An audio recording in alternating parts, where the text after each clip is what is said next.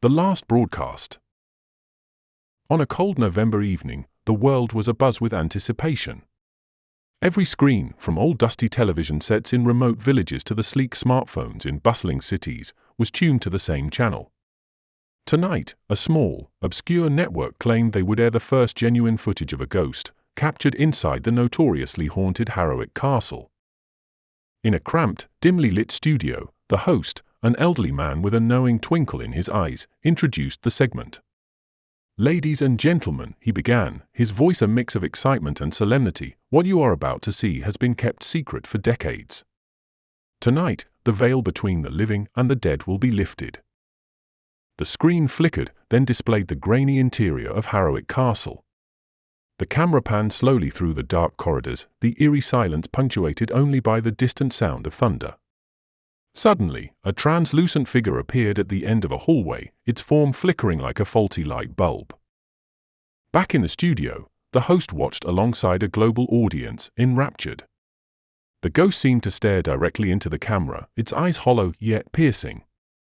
The studio's lights dimmed as a cold wind seemed to sweep through the room, though no windows were open.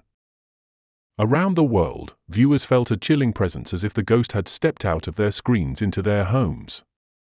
Phones rang simultaneously, with no one on the other end, and lights flickered uncontrollably.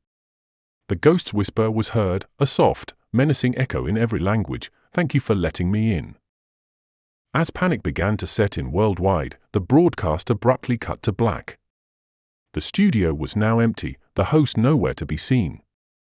The cameras continued to roll, broadcasting the empty chair and the unsettling quiet of the abandoned set. Days turned into weeks, and no trace of the host or the studio crew was ever found. The channel was permanently taken off the air.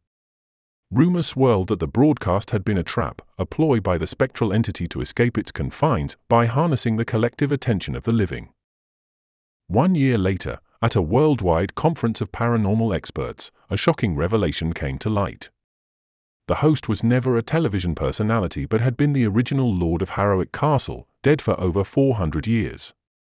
His appearance and the entire broadcast had been an illusion, orchestrated by the spectral entity to gain enough belief and fear to break free from its ethereal prison.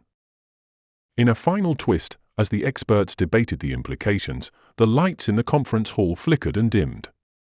A familiar cold wind brushed past them, and a voice whispered through the shadows, "I am free now, thanks to you all." And then, just as suddenly as it had started, the whisper faded into silence, leaving the world to wonder what door they had opened, and what might come through next.